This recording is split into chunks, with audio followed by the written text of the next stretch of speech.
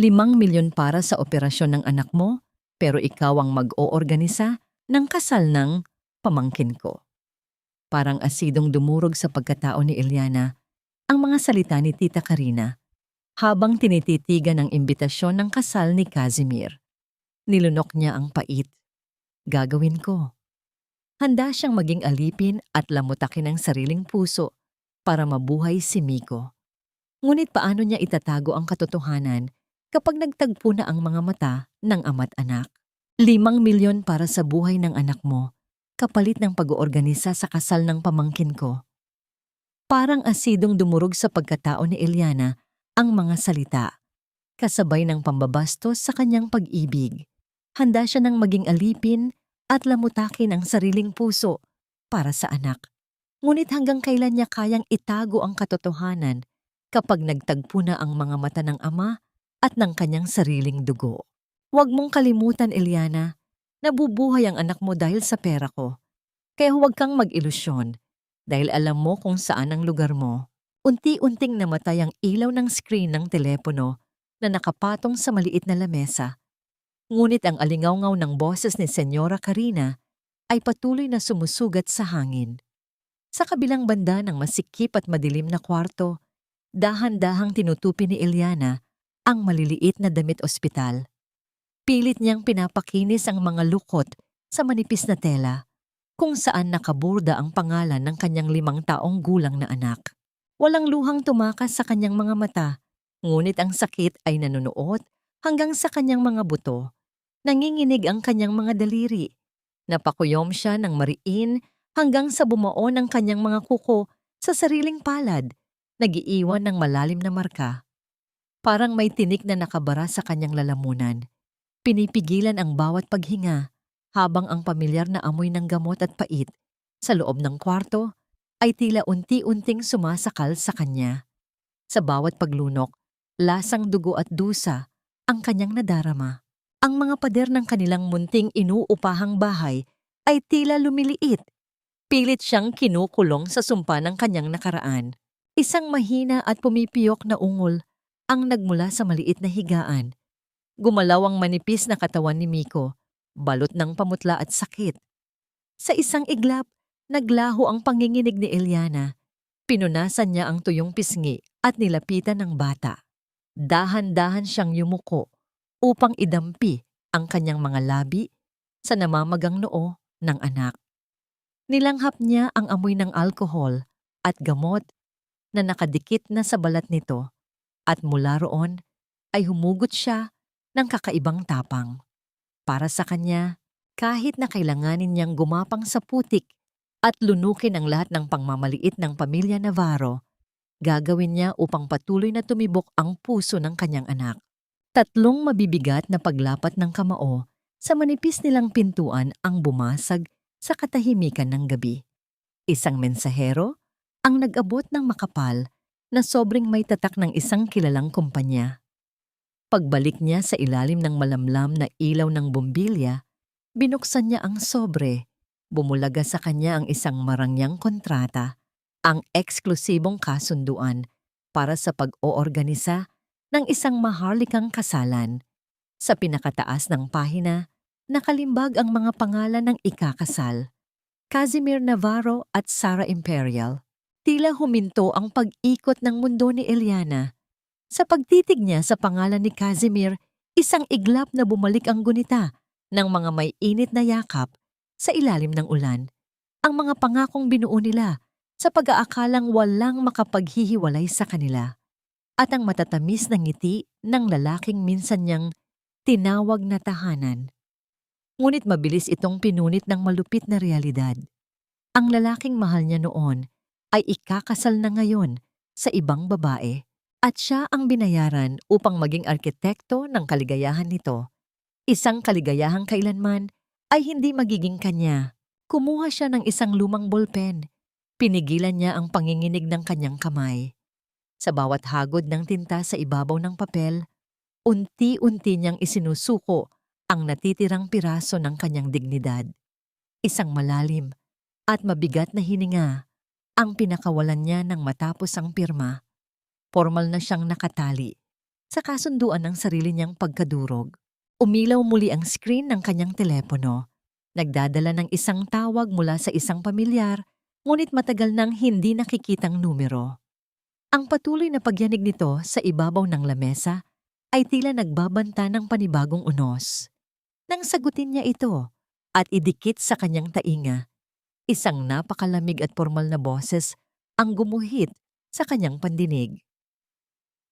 "Hello, is this the wedding planner?" Ang boses na yon, na minsan ay bumubulong ng pag-ibig sa kanya, ay puno na ngayon ng distansya at yelo. Ibinaba ni Eliana ang tingin sa tulog niyang anak. Paano ko kakayaning buuin ang kasal ng lalaking mahal ko habang pinapanood niyang namamatay ang sarili kong puso nang hindi niya alam na anak niya ang dahilan ng lahat ng ito? Tila naging bakal ang mga paa ni Eliana habang naglalakad siya sa mahabang pasilyo ng Navarro Enterprises. Ang bawat hakbang niya sa makintab na sahig ay tila isang mabigat na padyak sa kanyang dibdib. Ang paligid ay amoy mamahaling pabango at tagumpay. Isang mundong dati ay napanaginipan niyang bibilangan niya kasama si Casimir, ngunit ngayon ay isa na lamang siyang estrangherong binayaran para magsilbi. Nang bumukas ang malaking pintuan ng opisina, ang malamig na hangin mula sa aircon ay agad na humalik sa kanyang balat. Naghatid ng kilabot na hindi dahil sa ginaw, kundi dahil sa presensya ng lalaking nakaupo sa likod ng malawak na lamesa.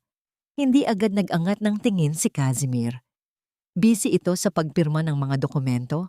Ang kanyang mukha ay mas matigas at mas matapang kumpara sa huling beses na nakita siya ni Eliana. 5 taon na ang nakalilipas. "Maupo ka!" Ang tanging lumabas sa mga labi ni Casimir nang hindi man lang ito tumitingin. Ang boses nito ay parang talim na humihiwa sa katahimikan. Dahan-dahang umupo si Eliana, pilit na pinatitigas ang kanyang likod. Inilapag niya ang dalang portfolio sa ibabaw ng lamesa. "Good morning, Mr. Navarro. Ako ang magiging wedding planner para sa kasal ninyo ni Miss Sarah Imperial." Doon pa lamang nag-angat ng tingin si Casimir. Ang kanyang mga mata ay parang 2 baga ng apoy na pilit na naging yelo. Isang sandali ng katahimikan ang namayani, kung saan ang tanging maririnig ay ang tibok ng puso ni Eliana na tila isang tambol na nagwawala sa loob ng kanyang tadyang. Nakita niya ang panandaliang pagkabigla sa mga mata ni Casimir, ngunit agad itong napalitan ng matinding pandidiri at pait. "So, ikaw pala ang ipinadala ni tita?" sabi ni Casimir. Sumandal ito sa kanyang upuan at pinagkrusal ang mga braso. "I thought she would hire someone professional, someone with a reputation to protect. Hindi ko alam na pati mga ghost from the past ay kinukuha na pala niya ngayon." Nilunok ni Eliana ang bara sa kanyang lalamunan.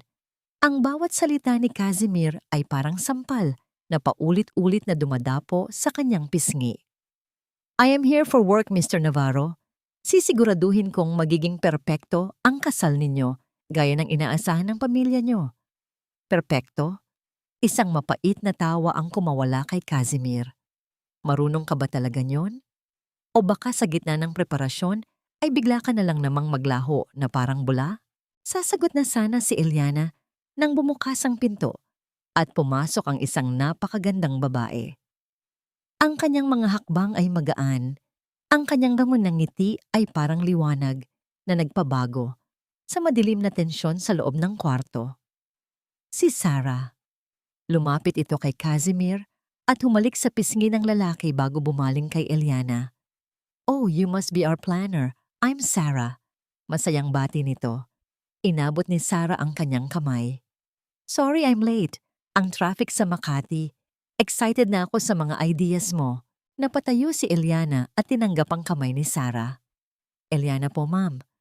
Sa kabila ng ngiti ni Eliana, mabilis niyang itinago ang kanyang kaliwang kamay sa ilalim ng lamesa. Doon, mariin niyang hinawakan ang sariling daliri upang pigilan ang halatang panginginig nito. Ang kabaitan ni Sarah ay tila isang karayom na lalong nagpapahapdi sa kanyang puso. Ang babaeng nasa harap niya ay ang lahat ng hindi siya naging.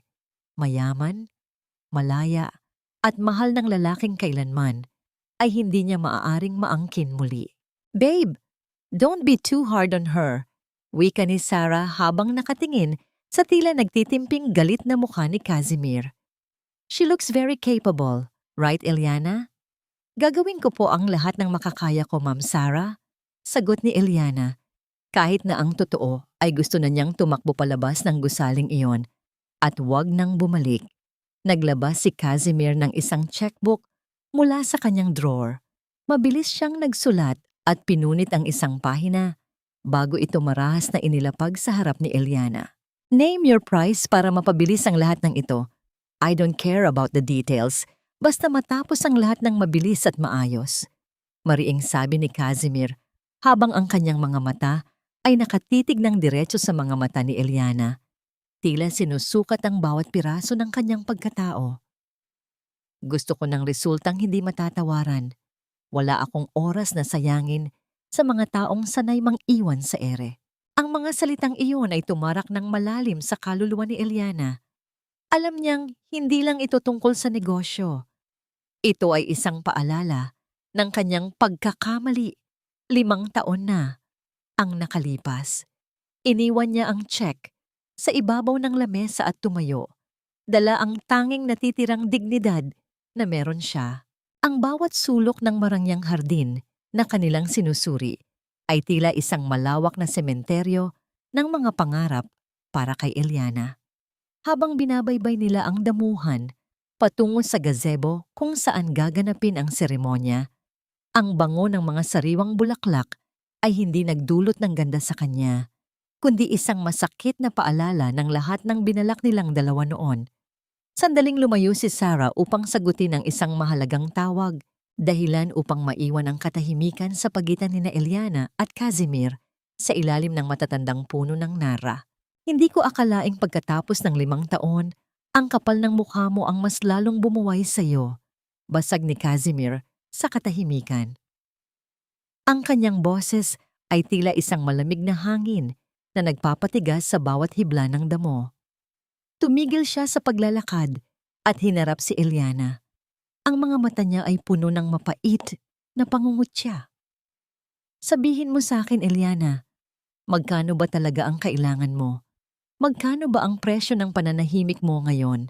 Humigpit ang kapit ni Eliana sa kanyang clipboard hanggang sa mamuti ang kanyang mga buko-buko. Gusto niyang sumigaw. Gusto niyang sabihing ginagawa niya ito para sa kanilang anak na kasalukuyang nakikipaglaban para sa buhay sa loob ng ospital. Ngunit ang bawat salita ay nakakulong sa likod ng isang invisible na pader. Ang kontrata ni Tita Karina, ang pangako niyang hinding-hindi ilalantad ang katotohanan kapalit ng perang pambayad sa operasyon ni Miko, ay parang isang busal na nagpapakirot sa kanyang puso. "Hindi ito tungkol sa pera, Mr. Navarro," mahinang sagot ni Eliana, bagaman ang bawat kataga ay tila may kasamang bubog na sumusugat sa kanyang lalamunan. "Huwag mo akong lokohin," mabilis na tugon ni Casimir. Humakbang siya palapit, sapat na upang maramdaman ni Eliana ang init na nagmumula sa katawan nito. "Lahat ng tungkol sa iyo ay may kinalaman sa pera. Iniwan mo ako noon dahil doon, di ba? At ngayon, bumalik ka dahil alam mong ikakasal na ako sa isang imperial. Akala mo ba ay makakakuha ka pa ng higit sa ibinabayad ni tita sa iyo? Dahil sa puyat, pagod at kakulangan ng pagkain, biglang nakaramdam ng matinding pag-ikot ng paligid si Eliana. Ang mga kulay ng hardin ay tila nagsasama-sama at nagiging madilim. Nawalan ng balanse ang kanyang mga paa nang matapakan ng isang nakaungos na ugat ng puno. Sa isang iglap, binitawan niya ang kanyang clipboard at naramdaman ang mabilis na pagbagsak ng kanyang katawan. Ngunit bago pa man dumampi ang kanyang balat sa malamig na lupa, naramdaman niya ang 2 malalakas na braso na mabilis na pumalibot sa kanyang baywang. Hinila siya ni Casimir palapit sa dibdib nito upang hindi siya tuluyang matumba. Sa sandaling iyon, tila tumigil ang pag-agos ng oras. Ang pamilyar na amoy ni Casimir, ang pagsasama ng amoy ng sandalwood at ng lamig ng ulan, ay pumasok sa bawat himaymay ng kanyang hininga. Isang nakakalunod na sensasyon ang bumalot kay Eliana. Kusang pumikit ang kanyang mga mata. Isang reaksyon ng isang taong matagal nang nauuhaw sa kalinga ng lalaking minsan ay naging buong mundo niya. Naramdaman ni Eliana ang mabilis na pintig ng puso ni Casimir sa tapat ng kanyang pisngi. Ang init ng palad nito na nakalapat sa kanyang likuran ay nagpadaloy ng kuryenteng tila nanggigising sa lahat ng mga damdaming pilit niyang pinatulog sa loob ng 5 taon. Sa loob ng ilang segundo, hindi sila wedding planner at groom. Sila ay dalawang kaluluwang naghahanap ng katarungan sa gitna ng pagkakamali. Ngunit ang init ay mabilis ding napalitan ng yelo. Marahas na binitiwan ni Casimir si Eliana nang ma-realize nito ang ginagawa. Humakbang ito paatras. Ang muka ay mas lalong naging matigas at puno ng pandidiri sa sarili. Huwag mong isiping may kahulugan ang ginawa ko. Malamig na sabi ni Casimir habang inaayos ang kanyang suit. Ayoko lang na magkaroon ng malas sa mismong venue ng kasal ko dahil may nahimatay na kung sinong planner dito. Ayusin mo ang sarili mo, Eliana. Hindi bagay sa iyo ang mag-inarte. Pinulot ni Eliana ang kanyang clipboard nang may nanginginig na mga kamay, hindi na magawang tumingin sa mga mata ni Casimir dahil sa sobrang kahihiyan at sakit. Sa bawat salita ng lalaki, tila mas lalong lumalalim ang hukay na naghihiwalay sa kanila. Eksakto namang bumalik si Sarah mula sa kanyang tawag. Hindi napansin ang tensyong nagaganap. "Babe, I'm done. Eliana, are you okay? Bakit namumutla ka?" Bago pa man makasagot si Eliana, tumunog ang kanyang telepono sa loob ng bulsa. Isang emergency text mula sa yaya ng mga bata ang bumulaga sa kanya. "Ate, nilalagnat po si Mika at hinahanap ka." Hindi rin po kumakain si Miko. Tila nanghihina ang kanyang paghinga. Nabitawan ni Eliana ang kanyang panulat. Ang kaba sa kanyang dibdib ay mas matindi pa kaysa sa anumang insultong natanggap niya kay Casimir. Lumingon siya kay Sarah at kay Casimir. Ang kanyang mukha ay puno ng takot na hindi na niya kayang itago. Hindi na magkaugaga ang puso ni Eliana habang mabilis na nililigpit ang kanyang mga gamit. Ang bawat segundo ng pagkaantala ay tila isang habambuhay na paghihirap. Hindi niya alintana ang nagtatakang tingin ni Sarah o ang mapanuring mga mata ni Casimir na tila binabasa ang bawat kilos niya. Ang tanging nasa isip niya ay ang namumutlang mukha ni Mika at ang mahinang paghinga ni Miko. Kinabukasan, dahil sa kawalan ng mag-aalaga at sa kailangang pagpasa ng mga huling plano sa opisina ng Navarro Enterprises, napilitan si Eliana na isama si Mika.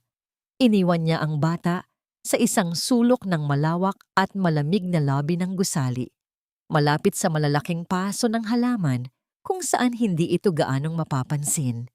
Binigyan niya ang anak ng isang maliit na manika at mahinang nakiusap na huwag aalis sa pwestong yon habang mabilis lang siyang aakyat. Ngunit ang batang mausisa ay hindi mapakali. Habang hinihintay ang ina, isang makulay na paru-paro ang dumaan sa harap ni Mika, dahilan upang malimutan niya ang bilin ng kanyang mama. Sinundan ng maliliit na paa ng bata, ang bawat lipad ng kulisap patungo sa gitna ng lobby, eksakto sa pagbukas ng pinto ng elevator.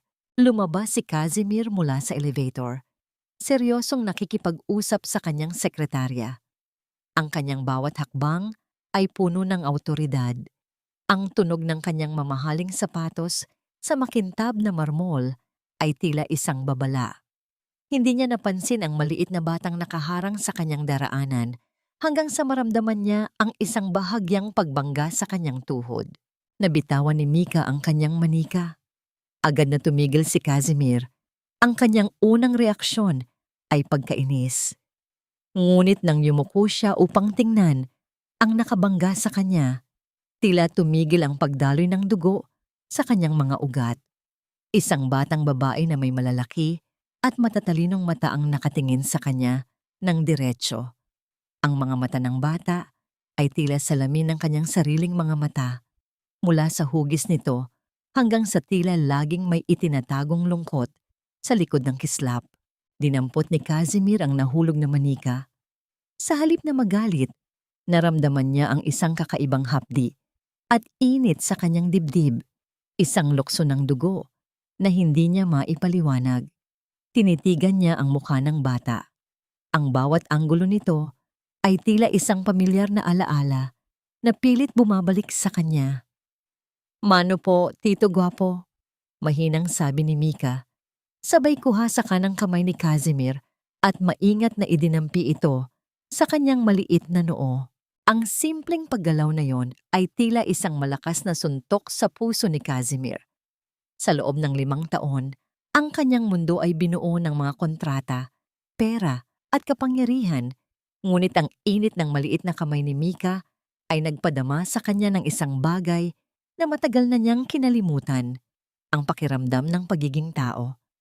Isang hindi maipaliwanag na koneksyon ang tila nagtali sa kanya sa batang ito sa loob lamang ng ilang segundo. "Casimir!" Isang matinis at puno ng takot na sigaw ang bumasag sa sandali. Halos madulas si Eliana sa pagtakbo patungo sa kanila. Ang kanyang mukha ay kasing putla ng papel at ang kanyang mga mata ay naniningkit sa takot. Mabilis niyang inagaw si Mika mula sa harap ni Casimir at niyakap ito ng mahigpit, tila pinoprotektahan ang anak mula sa isang malaking panganib. "Eliana, anak mo siya?" Tanong ni Casimir. Ang kanyang boses ay nanginginig sa pagitan ng pagkalito at isang lumalaking hinala. Hindi sumagot si Eliana. Mabilis niyang kinuha ang manika mula sa kamay ni Casimir, iniwas ang paningin at tumalikod ng mabilis. Halos tumatakbo siyang lumabas ng labi, bit-bit ang bata na nagtataka kung bakit biglang nagmamadali ang kanyang mama. Naiwang nakatayo si Casimir sa gitna ng labi. Ang kanyang kanang kamay ay tila nararamdaman pa rin ang init ng noo ni Mika. Ang bawat selula sa kanyang katawan ay nagsasabing may mali o mayroong isang malaking katotohanang matagal nang itinatago sa kanya. Ang pagkakahawig, ang edad ng bata, at ang labis na takot sa mga mata ni Eliana ay nagsimulang bumuo ng isang larawang ayaw niyang paniwalaan pero hindi niya magawang iwasan. Binalikan niya ang kanyang sekretarya na kanina pa nakamasid. Ang kanyang boses ay naging malamig at puno ng determinasyon, ang boses ng isang lalaking hindi titigil hanggat hindi nakukuha ang sagot. "Iyansan mo ang lahat ng appointments ko sa hapon na ito," utos ni Casimir habang nakatingin sa direksyong nilabasan ni Eliana. "Tawagan mo ang ating private investigator. Gusto kong malaman ang lahat tungkol sa buhay ni Eliana sa loob ng huling 5 taon. Alamin mo kung sino ang ama ng batang kasama niya. Gusto ko ng sagot bago matapos ang araw na ito." Ang bawat haplos ng mamahaling sutla sa kanyang mga daliri ay tila naging libu-libong karayom na tumutusok sa balat ni Eliana. Sa loob ng isang eksklusibong bridal boutique sa Makati, ang paligid ay nababalot ng puting liwanag, mga salaming kasing linaw ng kristal, at ang bango ng mga sariwang rosas. Ngunit para kay Eliana, ang kwartong ito ay tila isang korte kung saan siya ang hinahatulan ng walang sala. Nakaluhod si Eliana sa malamig na sahig, maingat na inaayos ang mahabang laylayan ng gown ni Sarah. Ang puting tela ay kumikinang sa ilalim ng mga chandelier, sumasalamin sa karangyaan ng buhay na kailanman ay hindi niya mararanasan. Sa bawat pag-aayos niya ng mga tahi, nararamdaman niya ang matalas na tingin ni Tita Karina na nakaupo sa isang silyang pelus, tila isang reyna na nagmamasid sa kanyang alipin. "Ayusin mo ang pagkakalatag, Eliana. Isang maling hila mo lang sa telang yan. Baka masira mo ang gown na hindi mo mababayaran kahit ibenta mo pa ang buong buhay mo." Ang boses ni Tita Karina ay malambot ngunit puno ng lason. Humigop ito ng tsa. Ang tunog ng tasa sa platito ay tila isang babala. "Hindi ka basta-basta katulong dito, pero dapat alam mo ang limitasyon ng mga daliri mong sanay sa mumurahing tela." Napansin ni Sarah ang tensyon sa refleksyon ng salamin. Huminga siya ng malalim at tumingin kay Tita Karina. Tita, she's doing her best. Don't be too harsh. Perfect na nga ang pagkaka-adjust niya eh. Sobrang hands-on ni Eliana. Isang mapanuyang ngiti ang gumuhit sa mga labi ng matanda. I'm just reminding her, Sarah dear. Alam mo naman ang mga taong galing sa baba. Madalas ay nakakalimot sa kanilang kinatatayuan kapag nakakakita ng kinang ng ginto. Habang nagsasalita ang matanda, napansin ni Eliana ang isang maliit na bahid ng alikabok sa dulo ng sapatos ni Sarah. Hindi na siya nag-isip pa. Gamit ang kanyang sariling panyo, maingat niyang pinunasan ang sapatos ng dalaga. Ang kanyang likod ay nakayuko sa harap ng dalawang babaeng kinakatawan ang lahat ng pait ng kanyang kasalukuyan. Sa sandaling iyon, nilunok ni Eliana ang huling piraso ng kanyang pride.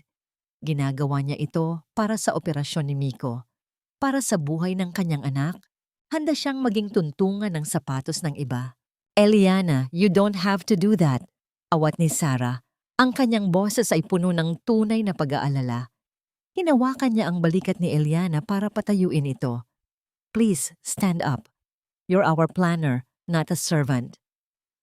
Okay lang po, Ma'am Sarah. Trabaho ko po ang siguraduhing perpekto ang lahat para sa inyo. Mahinang sagot ni Eliana. Pilit na pinatitigas ang kanyang boses kahit na ang kanyang kalooban ay nagdurugo na sa hapdi. Speaking of family, Eliana, biglang singit ni Sarah. I heard you have kids? Ang cute nung batang nakita ni Casimir sa lobby. Does she take after her father? Tita, di ba ang ganda nung bata? Sa banggit ng salitang pamilya at sa pagtukoy kay Mika, biglang nabitawan ni Tita Karina ang kanyang kutsara. Ang tunog nito sa sahig ay tila isang pagsabog sa gitna ng katahimikan. Ang mukha ng matanda ay panandali ang kinakitaan ng takot at pagkagulantang. Isang emosyong pilit nitong itinago sa pamamagitan ng pag-aayos ng kanyang mamahaling kwintas. Sarah, let's not talk about unimportant people. Marami pa tayong dapat pag-usapan tungkol sa reception. Mabilis na pag-iwas ni Tita Karina. Ang kanyang boses ay naging matinis at tila nagbabanta. Nagtaka si Sarah sa naging reaksyon ng matanda. Tumingin siya kay Eliana pagkatapos ay muling tumingin sa salamin. Ang katahimikan sa loob ng butik ay naging mabigat, puno ng mga lihim na tila unti-unti nang humihinga sa ilalim ng mga puting tela. Nang matapos ang fitting at lumabas si Tita Karina para tawagan ang kanyang driver, naiwan ang dalawa sa loob ng fitting room. Inabutan ni Sarah ng isang malinis na panyo si Eliana. Ang kanyang mga mata ay nanunuri at puno ng mga katanungang hindi na niya kayang itago. Lumapit siya ng bahagya kay Eliana, sapat na upang marinig ang mahina niyang bulong. Eliana, may itatanong ako sa iyo at sana maging tapat ka. Panimula ni Sarah, ang kanyang titig ay tila bumubutas sa bawat panangga na binuo ni Eliana sa loob ng 5 taon. Noong makita ni Casimir ang anak mo sa lobby, iba ang naging tingin niya. At ang naging reaksyon ni Tita kanina, tila may itinatago silang lahat. Huminto ang mundo ni Eliana. Tila tumigil ang kanyang puso sa pagtibok habang hinihintay ang susunod na sasabihin ni Sarah. May nangyari ba sa inyo ni Casimir noon? Kayo ba? May nakaraan ba kayo na hindi ko alam? Ma'am Sarah, trabaho lang po ang dahilan kung bakit ako narito. Wala pong anumang namamagitan sa amin ni Mr. Navarro bukod sa kasal ninyo. Ang bawat salita na lumabas sa labi ni Eliana ay parang isang pirasong bubog na nilulunok niya ng buo. Masakit, nakakasugat, at nag-iiwan ng lasa ng dugo sa kanyang kaluluwa. Tinitigan niya si Sarah ng diretso. Pilit na pinatitigas ang kanyang muka upang hindi mabasa ang panginginig ng kanyang puso. Tumango si Sarah, bagaman may bahid pa rin ang pagdududa sa kanyang mga mata at hinayaan na lamang ang usapin. Ngunit ang tadhana ay tila walang balak pagpahingahin ang sugatang damdamin ni Eliana.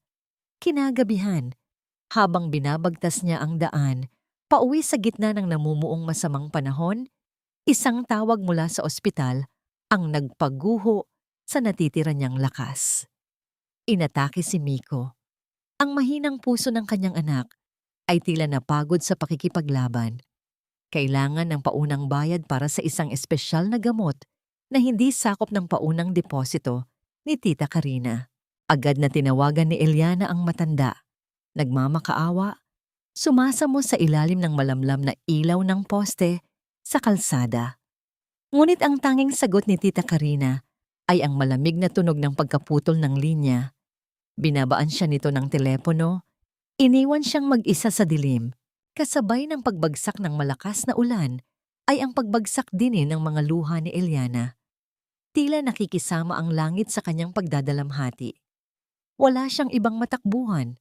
Tumakbo siya sa gitna ng baha, basang-basa ang kanyang manipis na blusa, ang kanyang mga sapatos ay puno ng putik.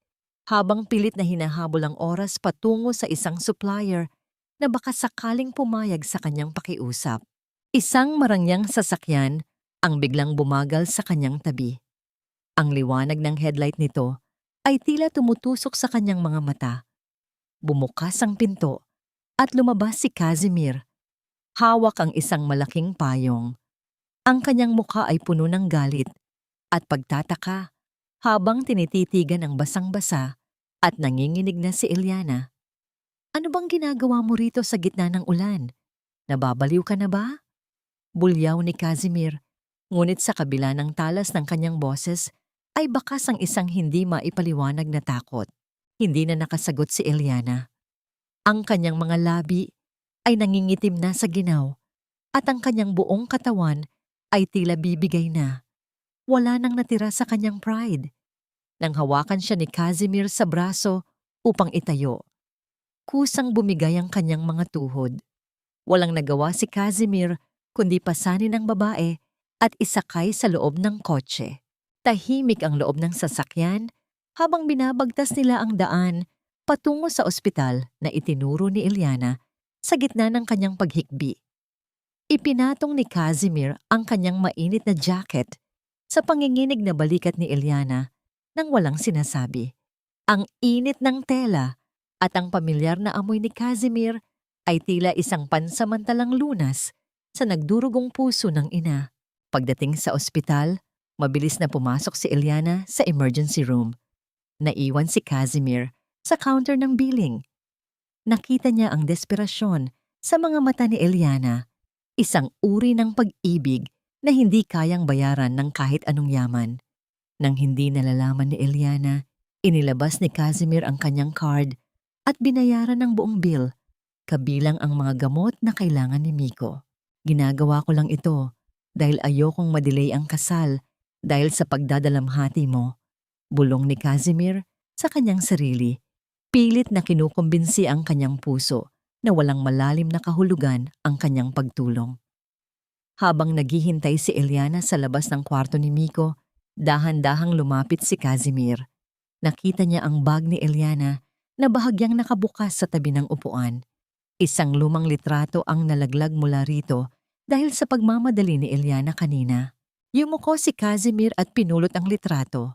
Ang kanyang hininga ay tila naputol nang makita ang imahe. Ito ay isang litrato niya noong panahong masaya pa sila na tila laging daladala ni Eliana sa loob ng 5 taon.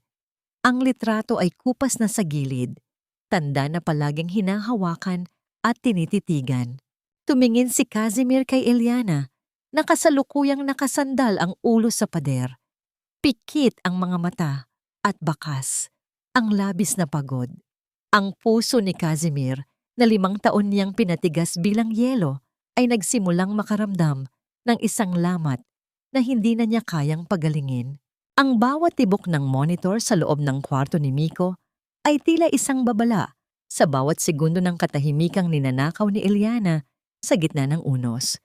Ngunit ang kapayapaang iyon ay mabilis na naglaho nang mamataan niya ang isang pamilyar na anino sa dulo ng pasilyo ng ospital. Si Tita Karina, suot ang kanyang mamahaling itim na terno at ang mukhang tila gawa sa bato, ay naglalakad patungo sa kanya. Ang tunog ng kanyang mga takong sa malinis na sahig ay tila mga pako na ibinabaon sa bawat piraso ng pag-asa ni Eliana. Sino ang nagbigay sa iyo ng karapatang tanggapin ang pera ng pamangkin ko nang wala akong pahintulot?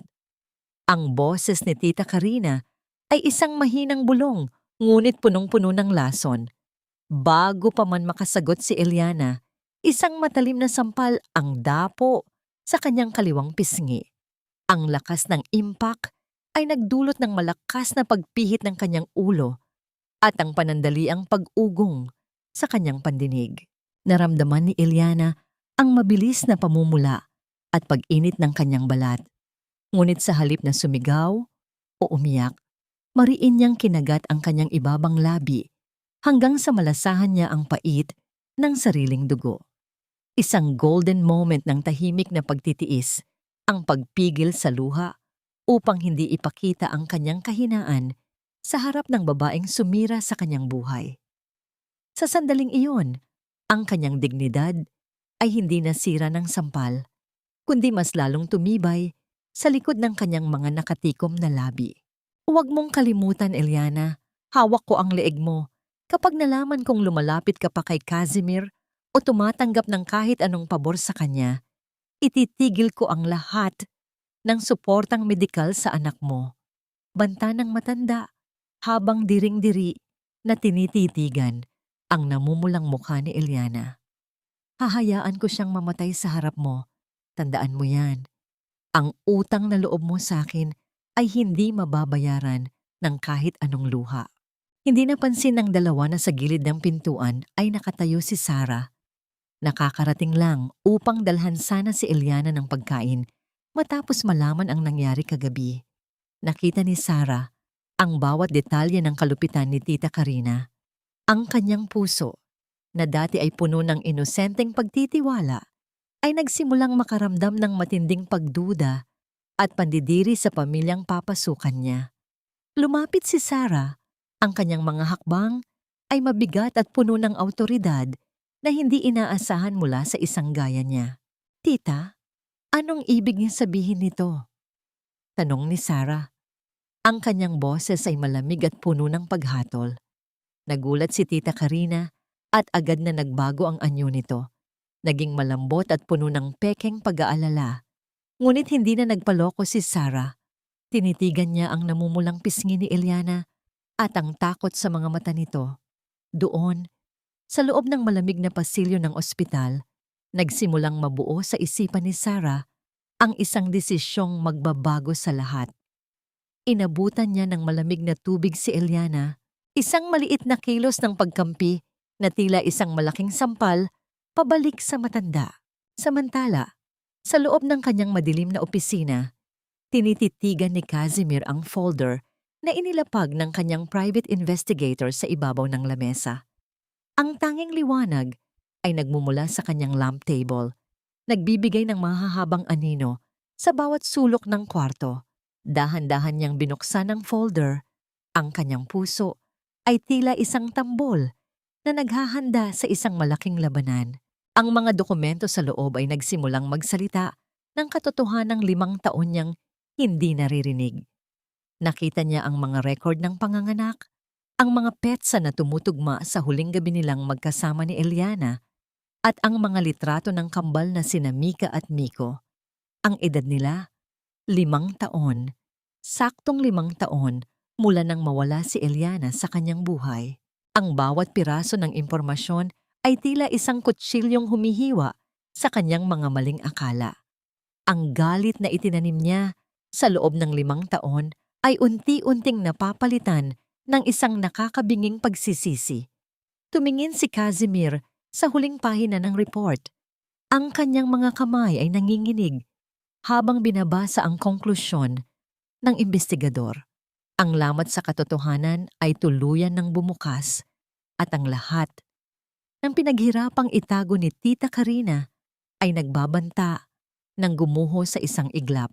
Ang kadiliman ng gabi ay binalot ng isang nakakabinging katahimikan sa labas ng maliit at lumang apartment na inuupahan ni Eliana. Tanging ang mahinang kutitap ng poste sa kalsada ang nagbibigay ng liwanag sa paligid. Huminto ang sasakyan ni Casimir sa tapat ng kupas na gate. Hawak niya ang isang folder ng guest list, isang mababaw na dahilan upang makita ang babaeng 5 taon niyang hindi maalis sa kanyang isipan, lalo na ngayong ang katotohanan ay unti-unti nang kumakatok sa kanyang pinto. Dahan-dahan niyang itinulak ang pinto na hindi nakalak ng maayos. Pagpasok niya, ang amoy ng detergent at ang bango ng bagong lulutong kakanin ang sumalubong sa kanya. Napakasimple ng loob ng bahay. Ang mga dingding ay punong-puno ng mga drawing ng 2 bata, mga makukulay na bahay araw, at 2 maliliit na taong may hawak na kamay ni Eliana. Nakita rin ni Casimir ang ilang mga laruang gawa sa plastik na maayos na nakasalansan sa isang sulok.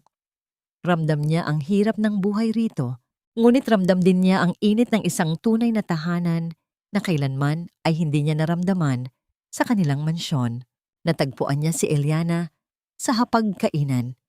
Nakatulog ito sa ibabaw ng mga papeles ng plano para sa kasal nila ni Sarah. Ang kanyang muka ay nakapatong sa kanyang mga braso at ang ilang hibla ng kanyang buhok ay nakakalat sa kanyang pisngi. Sa ilalim ng malamlam na ilaw ng bumbilya, nakita ni Casimir ang lalim ng mga itim sa ilalim ng mga mata ni Eliana at ang pamumutla ng kanyang mga labi. Hindi napigilan ni Casimir ang kanyang sarili. Lumapit siya ng dahan-dahan, ang bawat hakbang ay maingat upang hindi makalikha ng anumang tunog sa sahig. Naupo siya sa tapat nito at tinitigan ang mukha ng babaeng minsan niyang pinangakuan ng habambuhay. Isang golden moment ang namayani. Marahang iniunat ni Casimir ang kanyang kamay at maingat na inalis ang hibla ng buhok na humaharang sa mukha ni Eliana. Ang kanyang mga daliri ay bahagyang dumampi sa mainit na balat ng babae. Isang galaw na tila automatikong ginagawa ng kanyang katawan mula pa noong 5 taon na ang nakalipas. Nagising si Eliana.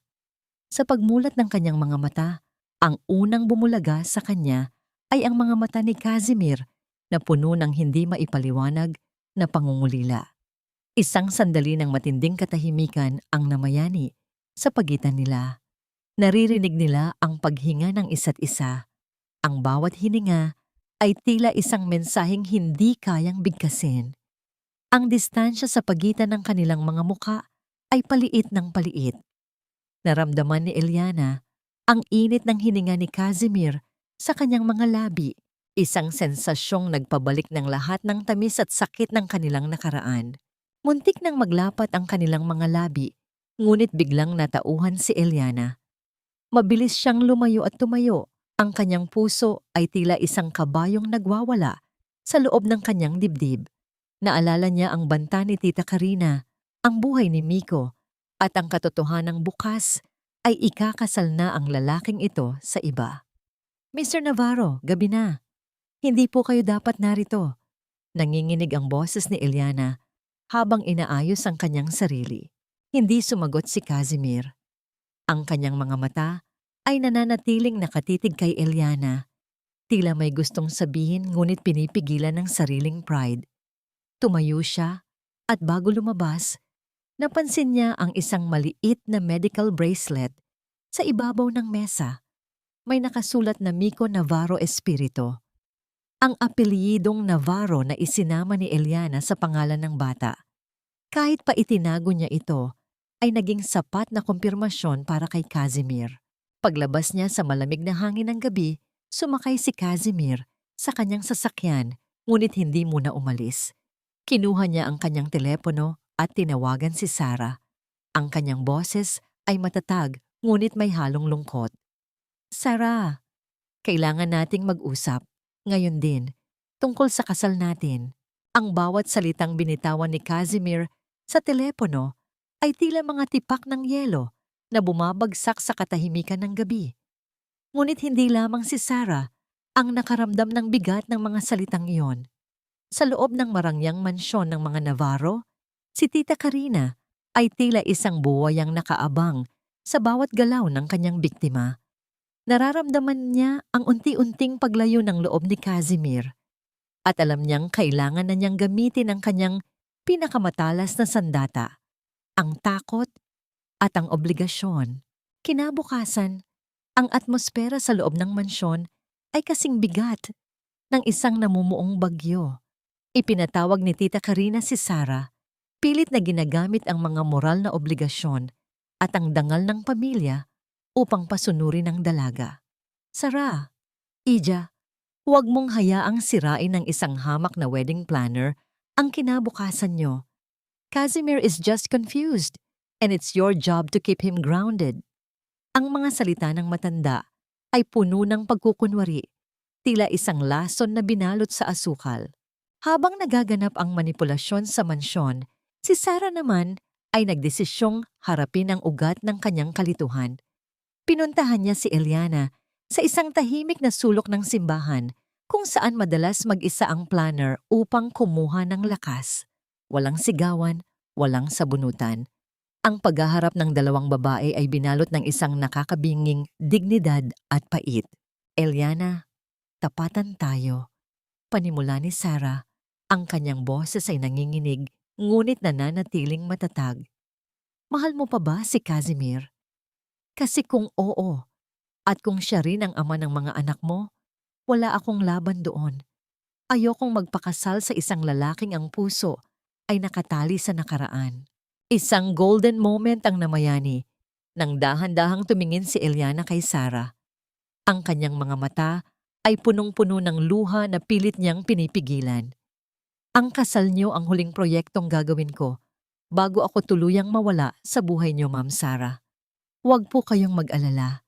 Hindi ko sisirain ang kaligayahan niyo dahil ang kaligayahan ko ay matagal nang namatay kasama ng mga pangarap ko.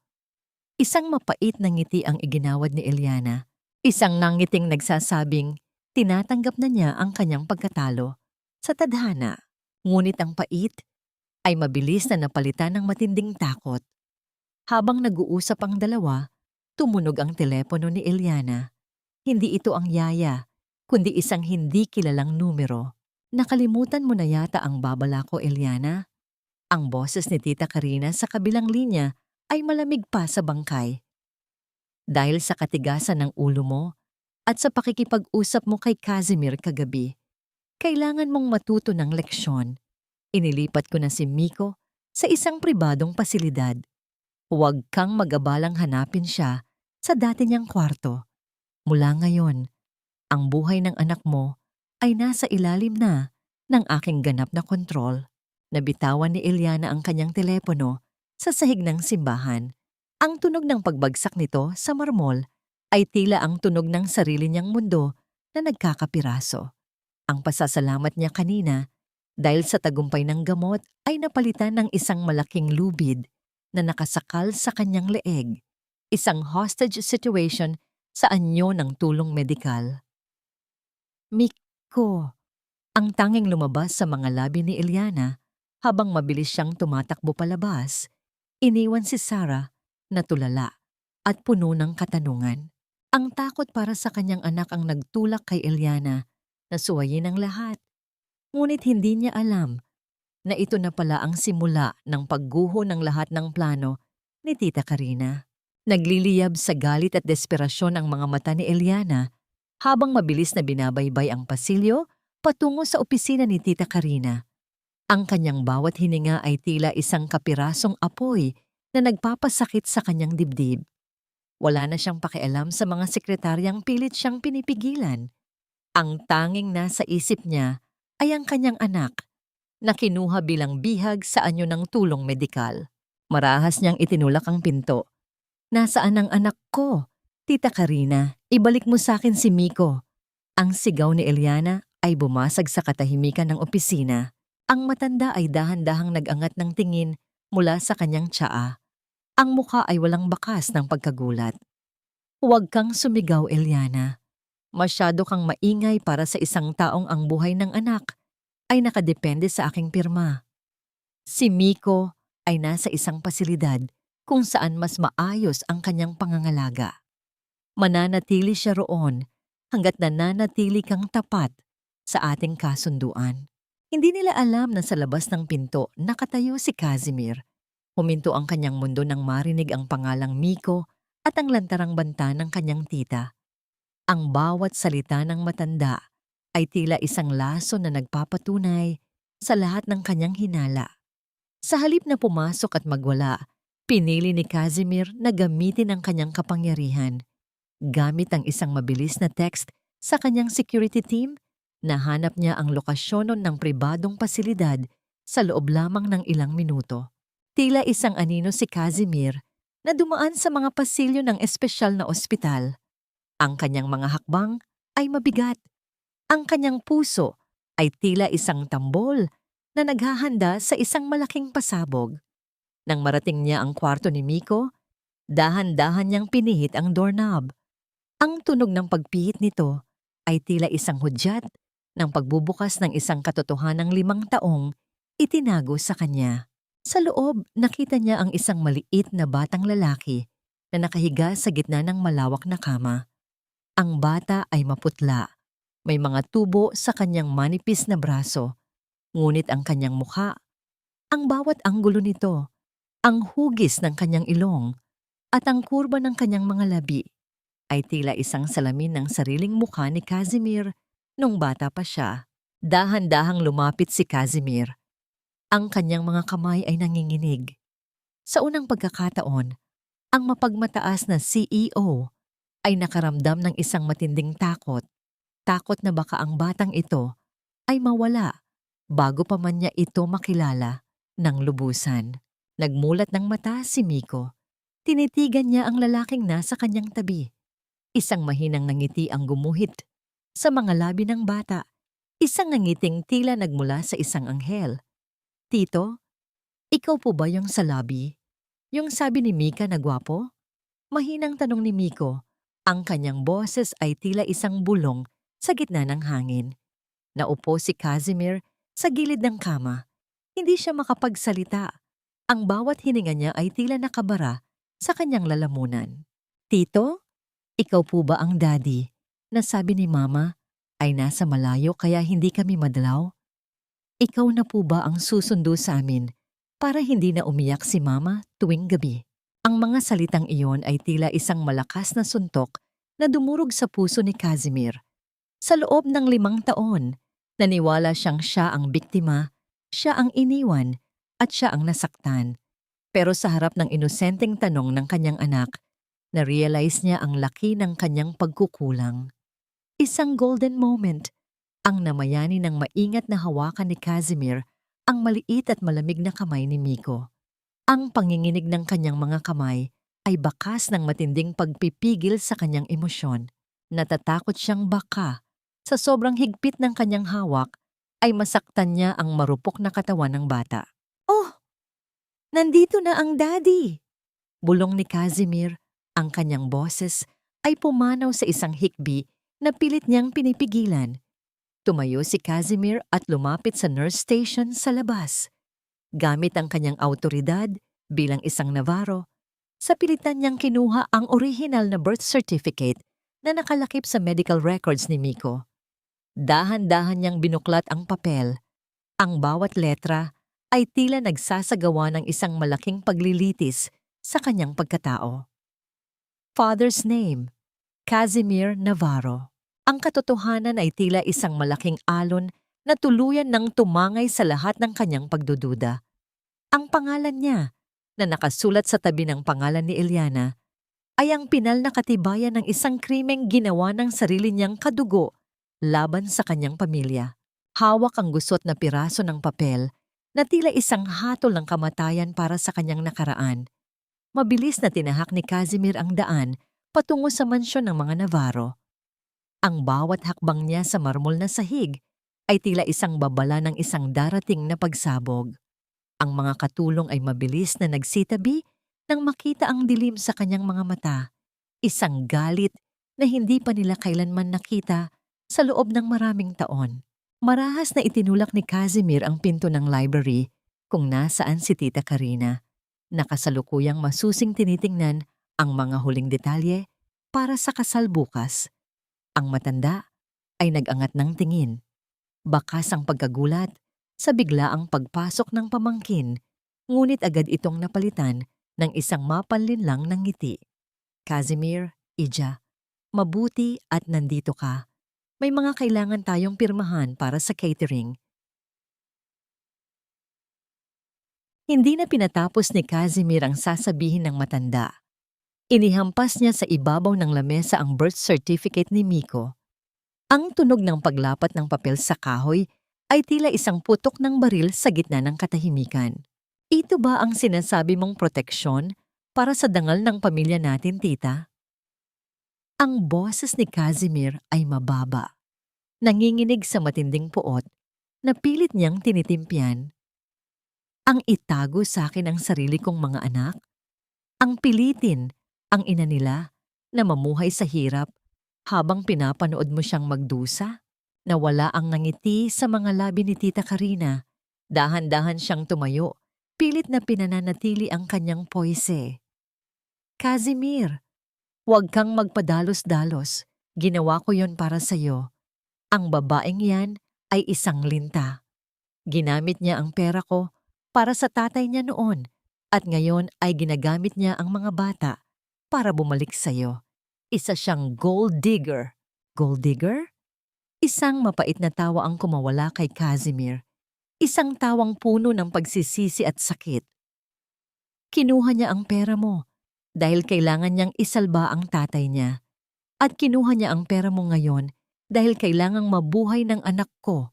Samantalang ikaw, ginamit mo ang pera mo para maging Diyos-Diyosan sa buhay ng ibang tao.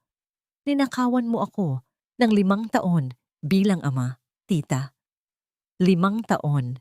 Doon ay lumabas ang tunay na anyo ni Tita Karina. Ang kanyang mukha ay naging matigas at puno ng puot. Wala kang utang na loob. Lahat ng yaman mo, lahat ng posisyon mo, ako ang nagbigay. Hindi kita hahayaang sirain ang lahat ng yan para lang sa isang babaeng galing sa putik. Isang golden moment ang namayani nang dahan-dahang kinuha ni Casimir ang nakapatong na marangyang wedding invitation sa lamesa. Tinitigan niya ang mga gintong letra ng kanyang pangalan at ni Sarah. Sa harap ng kanyang tita, marahan niyang pinunit ang imbitasyon. Ang tunog ng pagkapunit ng papel ay tila ang tunog ng pagputol sa lahat ng tanikala ng tungkulin na gumagapos sa kanya. Ibinagsak niya ang mga piraso nito sa paanan ng matanda, isang simbolo ng kanyang ganap na pagtalikod sa lahat ng manipulasyon nito. Ang yaman na sinasabi mo ay walang halaga kumpara sa isang yakap ng anak ko na tinanggihan mo sa akin. Mariing sabi ni Casimir, ang kanyang mga mata ay nanunubig sa hindi na mapigilang luha ng pagsisisi. Mula sa araw na ito, tapos na ang laro mo. Hindi na ako ang sunod-sunuran mong pamangkin. Nanginginig ang buong katawan ni Casimir sa bigat ng emosyong kanyang inilabas. Ang lahat ng sakripisyo ni Eliana, ang bawat sampal na tinanggap nito, at ang bawat gabing umiyak ito nang mag-isa ay tila sabay-sabay na sumasakal sa kanya. Isang mahinang paggalaw mula sa pinto ang nagpalingon sa kanilang dalawa. Nakatayo roon si Sarah. Putlang-putla ang dalaga. Ang kanyang mga kamay ay nakatakip sa kanyang bibig, habang ang kanyang mga mata ay puno ng pagkabigla at pandidiri sa narinig. Ang lahat ng lihim na binuo sa loob ng 5 taon ay tuluyan ng gumuho sa harap ng babaeng dapat sana ay ikakasal kay Casimir bukas. Humakbang si Sarah palapit sa silid. Ang kanyang tingin ay nakatitig ng diretso sa nangangatal na si Tita Karina. Tahimik ang buong silid, ngunit ang katahimikang iyon ay mas nakakabingi kaysa sa anumang sigaw. Dahan-dahang pumasok si Sarah, ang kanyang mga hakbang sa makintab na sahig ay may ritmo ng isang babaeng nagising mula sa isang mahabang panaginip.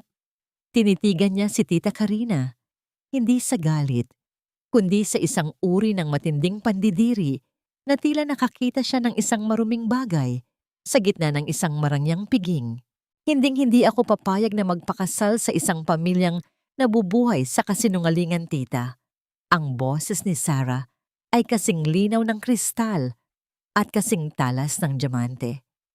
Akala ko ay dangal ang pinoprotektahan niyo, pero ang totoo ay ang sarili niyo lang na kasakiman ng inaalagaan niyo.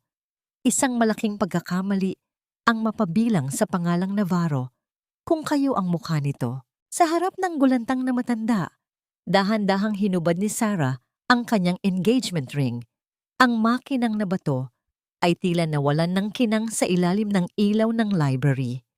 Inilapag niya ito sa lamesa sa harap ni Tita Karina, hindi kay Casimir, dahil alam niyang ang matanda ang tunay na nagpumilit sa singsing na yon.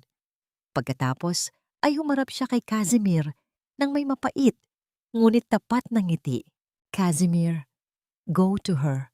Huwag mo nang hayaang lumipas ang isa pang gabi na hindi mo itinatama ang lahat. Bulong ni Sarah bago siya tumalikod at lumabas ng mansyon ng taas noo. Dala ang kanyang dignidad na hindi kailanman matutumbasan ng anumang dote. Hindi na nag-aksaya ng panahon si Casimir. Nilampasan niya ang kanyang tita na tila isa na lamang itong aninong nawala ng kapangyarihan. Pinatakbo niya ang kanyang sasakyan sa gitna ng gabi. Ang kanyang isip ay punong-puno ng mukha ni Eliana. Alam niya kung nasaan ito. Bukas na ang operasyon ni Miko at sa bawat krisis sa buhay ni Eliana, may isang lugar siyang laging pinupuntahan upang kumuha ng lakas. Natagpuan niya si Eliana sa loob ng isang lumang simbahan, malayo sa ingay ng syudad. Ang paligid ay nababalot ng amoy ng kandila at katahimikan. Nakaluhod si Eliana sa harap ng altar. Ang kanyang mga balikat ay nanginginig sa bawat tahimik na hikbi. Ang kanyang mga kamay ay mahigpit na nakakapit sa rosaryo. Tila doon lamang siya nakakakuha ng hininga para mabuhay sa susunod na araw. Dahan-dahang lumapit si Casimir at naupo sa tabi nito sa mahabang upuang kahoy. Hindi siya nagsalita agad. Isang golden moment ang namayani nang makiramay siya sa panalangin ni Eliana. Ang dalawang kaluluwang dati ay nag-iisa, ay muling nagtagpo sa ilalim ng iisang bubong ng pananampalataya. Naramdaman ni Eliana ang presensya ng lalaki, ngunit hindi siya lumingon. Alam niya ang amoy ng hininga nito, ang init na nagmumula sa balat nito. Alam ko na ang lahat, Eliana. Basag ni Casimir sa katahimikan. Ang kanyang boses ay basag at puno ng pagsisisi. Alam ko na kung bakit ka umalis noon. Alam ko na ang tungkol kay Mika at Miko. Alam ko na ang lahat ng ginawa ni tita sa'yo. Doon pa lamang lumingon si Eliana. Ang kanyang mga mata ay mapula. Basang-basa ng luha at puno ng isang pait na 5 taong kinimkim. Alam mo na, isang mapait na tawa ang kumawala kay Eliana. Ngayon pa, Casimir? Ngayong gabi, bago ang kasal mo? Ngayong ang anak ko ay nakikipaglaban sa kamatayan dahil sa pamilya mo? Patawarin mo ako, Eliana. Hayaan mo akong bumawi. Hayaan mo akong maging ama sa kanila. Hayaan mo akong protektahan kayo. Pagsusuma mo ni Casimir habang sinusubukang hawakan ang kamay ni Eliana. Ngunit bago pa man dumampi ang mga daliri ni Casimir, isang mabilis at marahas na paggalaw ang pumutol sa hangin. Ang tunog ng paglapat ng palad ni Eliana sa pisngi ni Casimir ay umaling-awngaw sa buong simbahan. Isang tunog ng 5 taong pang-aapi, 5 taong gutom, at 5 taong pangungulila. Isang matinding hapdi ang gumuhit sa mukha ni Casimir, ngunit mas matindi ang hapdi na nakikita niya sa mga mata ni Eliana. Masyado nang huli, Casimir. Ang boses ni Eliana ay isang gumaralgal na bulong. Ang mga bata, hindi mo sila pag-aari. At ako, hinding-hindi ko na muling ibibigay ang puso ko sa isang Navarro. Naiwang nakatayo si Casimir, hawak ang kanyang namumulang pisngi.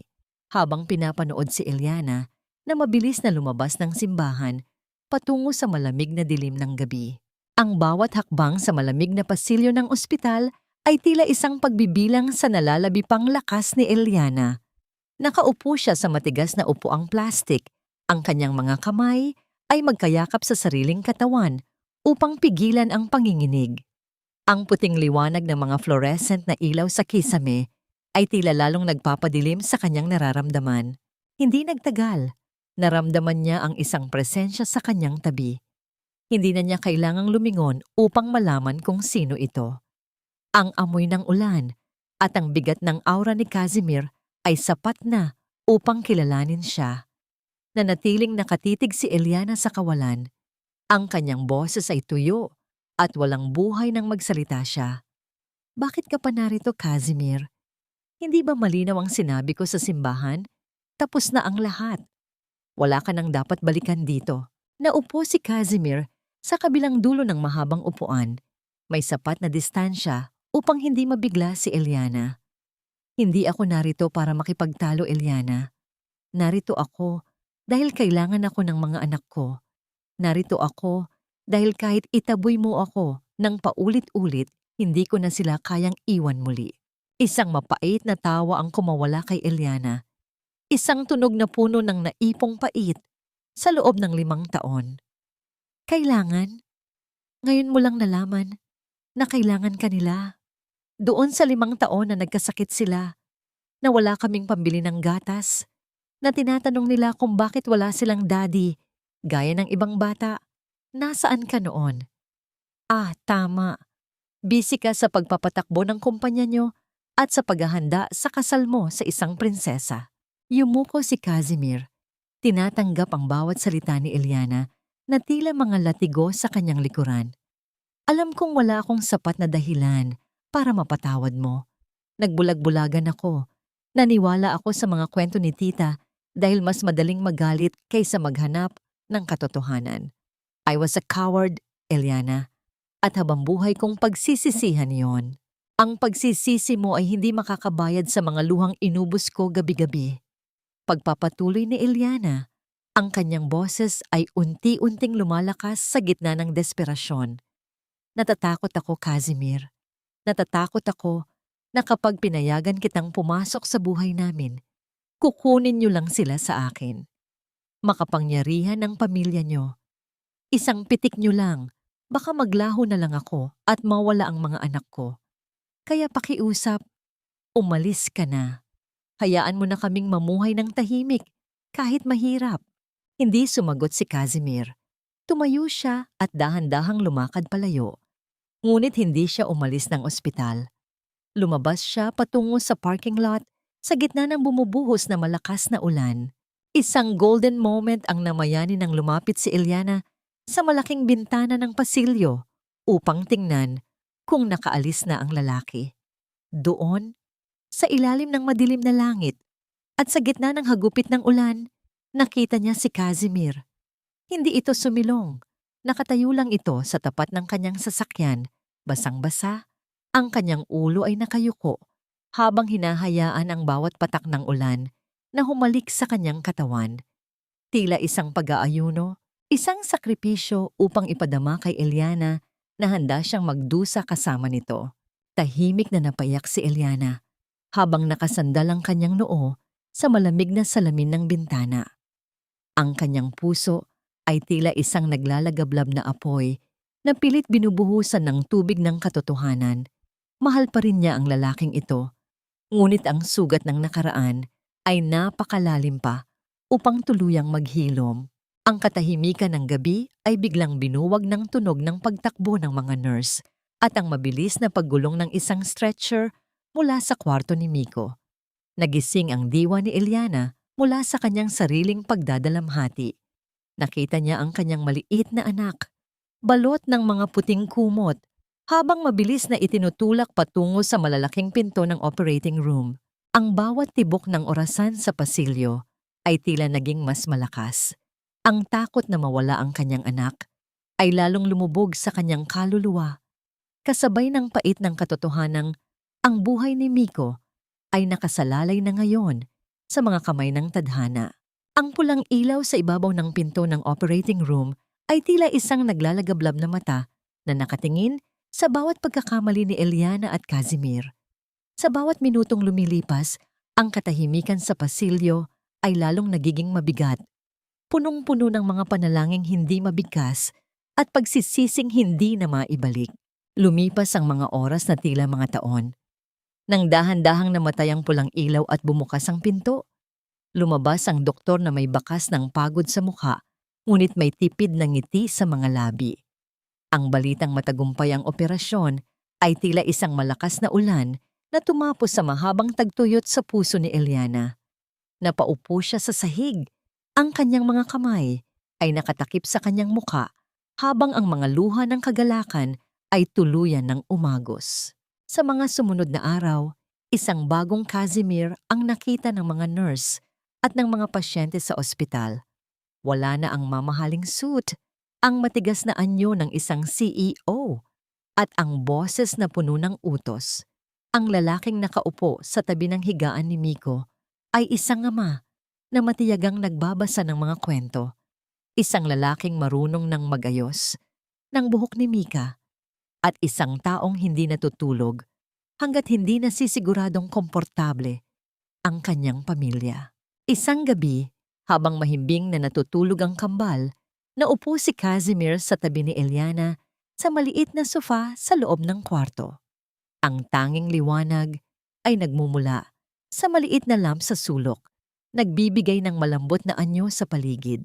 Eliana, iniwan ko na ang lahat. Mahinang simula ni Casimir. Ang kanyang boses ay tapat at walang pag-aalinlangan.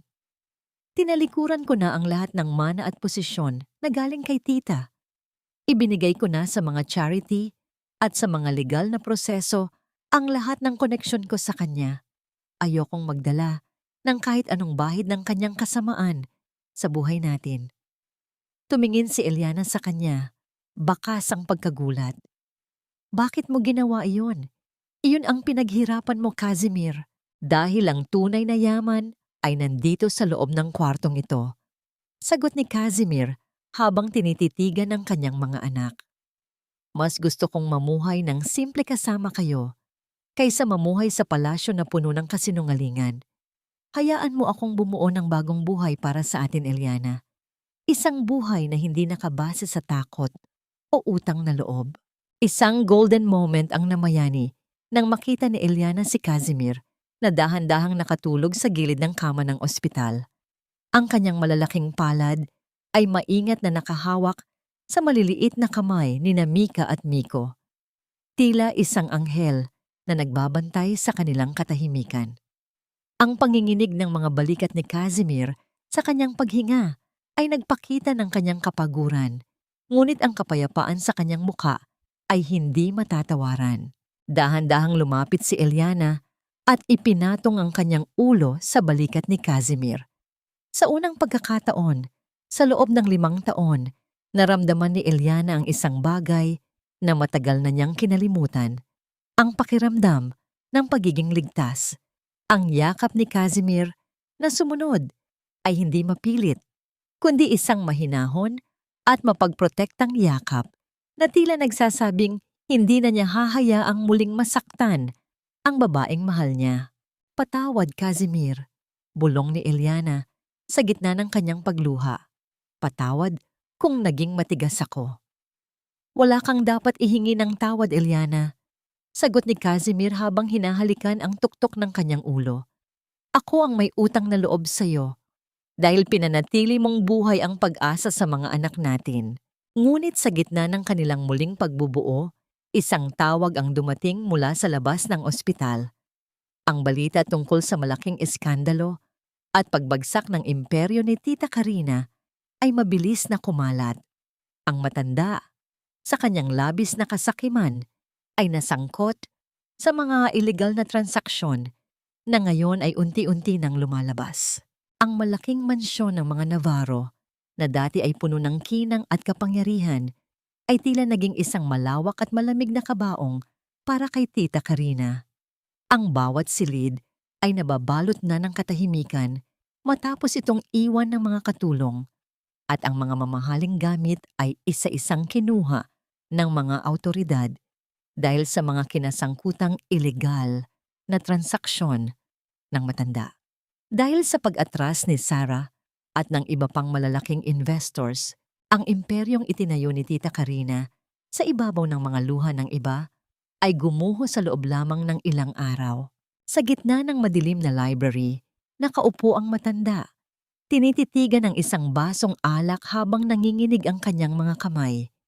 Doon pumasok sina Casimir at Eliana. Wala nang galit sa mga mata ni Casimir, tanging isang malalim na awa na lamang para sa babaeng naging biktima ng sarili nitong kasakiman. Naparito kami para magpaalam, tita. Mahinahong sabi ni Casimir. Ibinigay ko na sa mga abogado ang lahat ng dokumentong kailangan nyo para sa inyong depensa. Pero pagkatapos nito, tapos na rin ang tungkulin ko sa inyo. Hindi ko kayo tinalikuran dahil sa pera, kundi dahil sa pag-ibig na kailanman ay hindi nyo naintindihan. Humakbang si Eliana palapit sa matanda. Tumingin siya ng diretso sa mga mata ni Tita Karina. Ang mga matang dati ay kinatatakutan niya, ngunit ngayon ay tila wala ng ningning. Pinapatawad na kita, Tita Karina.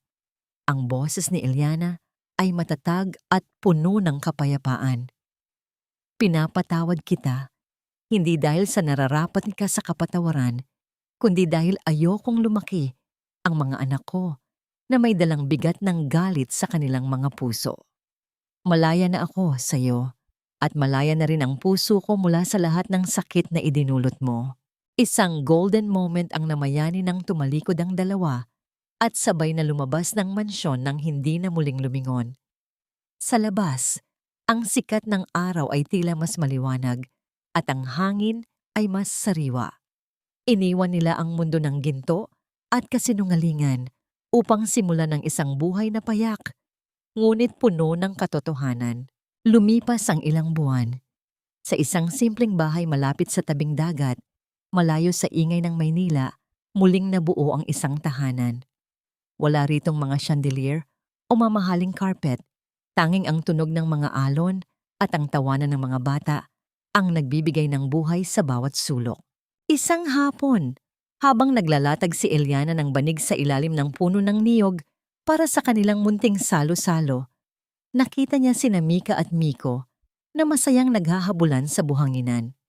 Ang mukha ni Miko ay puno na ng kulay at ang kanyang paghinga ay malalim at malaya. Sa tabi nila, nakikipaglaro si Casimir. Ang kanyang mukha ay walang bakas ng pagod, kundi purong kagalakan. Papa! Papa! Bilisan mo! Mahuhuli tayo ni Mika! Sigaw ni Miko habang tumatawa ng malakas. Ang pagtawag ng papa ay tila isang musikang paulit-ulit na nagpapasaya sa puso ni Casimir. Binuhat niya ang dalawang bata at sabay na niyakap ng mahigpit bago sila dinala patungo sa pwesto ni Eliana na may dalang mga paboritong kakanin. Nang lumubog ang araw at naging kulay kahilang langit, naupo si Casimir sa tabi ni Eliana. Kinuha niya ang kamay ng babae at dahan-dahang idinampi ang kanyang mga labi sa likod nito. Isang nakakalunod na pakiramdam ng pag-ibig at proteksyon ang bumalot sa kanila. Eliana, bulong ni Casimir habang tinititigan ang mga mata ng babaeng pinaglaban niya. Salamat dahil hindi ka sumuko sa akin. Salamat dahil binigyan mo ako ng pagkakataong maging ama at maging kabiyak mo.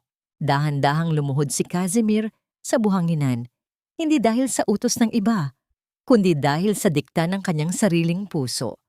Inilabas niya ang isang simpleng singsing, isang singsing na walang nakakasilaw na bato, kundi isang simbolo ng pangakong walang hanggan. Ngayon, sa harap ng dagat at sa harap ng ating mga anak, tatanungin kita ng malaya. Eliana is espiritu, tatanggapin mo ba ang aking pangalan ng may pag-ibig at katotohanan? Pakakasalan mo ba ako para sa ating sariling pangarap? Sa gitna ng mga luha ng kaligayahan, tumango si Eliana at niyakap ang lalaking minsan ay naging kanyang pait, ngunit ngayon ay naging kanyang pinakamalaking pagpapala. Sa ilalim ng nagdidilim na langit, natagpuan nila ang isang pag-ibig na hindi lamang naghilom ng mga sugat, kundi nagpatunay na ang tunay na pamilya ay pinipili at ipinaglalaban sa bawat araw. 2 taon na ang lumipas, mula nang ang mga pangarap ni Eliana ay tila mga basag na kristal sa ilalim ng ulan. Ngunit ngayon, Ang bawat piraso ay muling nabuo sa ilalim ng mainit na sikat ng araw sa dalampasigan ng Batangas. Ang tunog ng mga alon na humahalik sa pampang ay tila isang banayad na kumpas ng musika para sa isang pagdiriwang na hindi marangya, hindi magarbo, kundi punong-puno ng totoong pag-ibig. Suot ang isang simpleng puting bestido na gawa sa lokal na tela, naglalakad si Eliana sa ibabaw ng maputing buhangin. Wala rito ang mga matatandang Navarro na puno ng mapanghusgang tingin. Ang tanging mga saksi ay ang kanilang mga malalapit na kaibigan at ang dalawang batang ang mga tawa ay mas malakas pa sa huni ng mga ibon sa paligid. Sa dulo ng altar na pinalamutian ng mga sariwang bulaklak ng dapo at sampagita, naghihintay si Casimir. Wala na sa kanyang mga mata ang lamig ng isang CEO. Ang tanging makikita roon ay ang init ng isang lalaking sa wakas ay nahanap na ang kanyang tahanan. Sa kanyang tabi, nakatayo si Sarah Imperial. Ang dalaga ay lalong gumanda, hindi dahil sa mga hiyas, kundi dahil sa kalayaang nahanap niya matapos iwan ang toxic na mundong binuo para sa kanya. Ngumiti si Sarah kay Eliana, isang tapat at malinis na ngiting nagsasabing masaya siya sa katarungang nakamit ng babaeng minsan niyang tinawag na kalaban. Habang nagpapalitan ng sumpa ang dalawa, muling bumalik ang gunita ni Eliana sa isang madilim na silid sa lumang mansyon. Sa kabilang dulo ng syudad, si Tita Karina ay mag-isang nakaupo sa kanyang malawak na hapagkainan. Ang malaking bahay ay nababalot na ng alikabok at katahimikan. Walang bumibisita, walang tumatawag, at ang tanging kasama ng matanda ay ang echo ng kanyang sariling boses na dati ay puno ng utos, ngunit ngayon ay puno na lamang ng panghihinayang. Pinagdurusahan niya ang pinakamabigat na karma, ang mamatay sa gitna ng yaman na walang nagmamahal sa kanya. Pagkatapos ng seremonya, nagtakbuhan ng kambal patungo sa kanilang mga magulang. Binuhat ni Casimir sina Mika at Miko, habang si Eliana ay nakasandal sa kanyang balikat. Ang bawat hininga nila ay amoy dagat at kapayapaan. Napatawad na ba? Oo. Pinatawad ni Eliana ang nakaraan, hindi dahil nakalimutan niya ang sakit, kundi dahil ayaw niyang maging bilanggo nito. Pinatawad ni Casimir ang kanyang sarili sa pamamagitan ng bawat gabing nagpuyat siya para sa mga anak at sa bawat sakripisyong ginawa niya para mabuo ang pamilyang ito. Nahanap ba nila ang kapayapaan? Ganap na. Ang kanilang tahanan ay hindi na isang gusali ng semento at bakal, kundi ang bawat yakap at titig na puno ng pagtitiwala. Ang takot na mawalan ay napalitan ng katiyakan na anuman ang mangyari, hinding-hindi na sila muling maghihiwalay. Ano ang aral na iniwan para sa mga nakikinig? Na ang pamilya ay hindi lamang nabubuo sa dugo o pinipilit ng tradisyon. Ang tunay na pamilya ay pinipili sa bawat umaga, pinaglalaban sa gitna ng unos, at pinoprotektahan laban sa kahit anong manipulasyon. Ang pag-ibig, kung ito ay totoo, ay laging makakahanap ng daan patungo sa katarungan at paghilom. Tinitigan ni Eliana ang malawak na asul na dagat, ang lahat ng dusa, ang bawat sampal, at ang bawat luhang pumatak sa 5 taon ay naging mga butil ng buhangin na ngayoy nililinis ng alon. Sa piling ni Casimir at ng kanilang mga anak, sa wakas, ang kanyang puso ay nakauwi na.